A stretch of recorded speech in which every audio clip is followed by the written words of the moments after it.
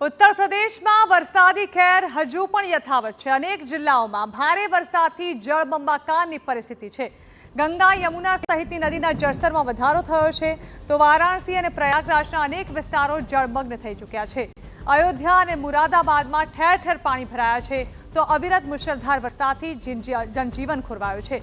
રાજ્યના અનેક વિસ્તારોમાંથી લોકોનું સ્થળાંતર કરવાની ફરજ પડી છે। उत्तराखंड और हिमाचल प्रदेश की साथ वरसादी कहरथी उत्तर प्रदेश पण बाकात नहीं रह्યું।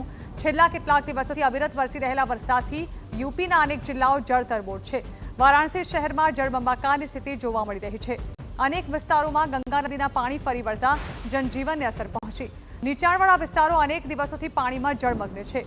અવિરત વરસાદના કારણે ગંગા નદીનું જળસ્તર સતત વધતા લોકો ચિંતામાં મુકાયા છે।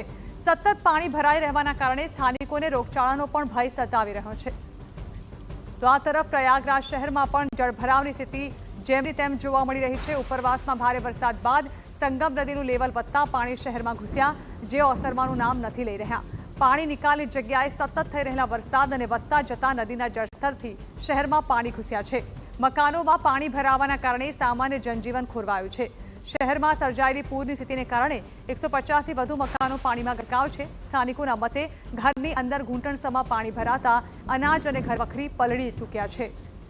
તો વરસાદી કહેરથી અયોધ્યા નગરી પણ બાકાત નથી રહી। સરયુ નદીમાં વધેલું જળસ્તર ખતરાના નિશાનથી ઉપર પહોંચ્યું છે અને નદીનું જળસ્તર ઘટવાનું નામ નથી લઈ રહ્યું। સરયુ નદી પરના અનેક ઘાટ પાણીમાં ડૂબી ગયા છે તો નદી કિનારાના અનેક વિસ્તારો પણ ઝપેટમાં આવ્યા અને પાણી મકાનોમાં ઘૂસ્યા। સતત વણસતી સ્થિતિ પર તંત્ર નજર રાખી રહ્યું છે અને જરૂર પડે ત્યાં લોકોના સ્થળાંતર પણ કરાઈ રહ્યા છે। નદી કિનારે તંત્ર દ્વારા રેસ્ક્યુ બોટ સહિતની વ્યવસ્થાઓ પણ કરવામાં આવી, તેમજ દર્શનાર્થે આવતા શ્રદ્ધાળુઓને સરયુ નદીથી દૂર રહેવા સતત અનાઉન્સમેન્ટ કરાઈ રહ્યું છે।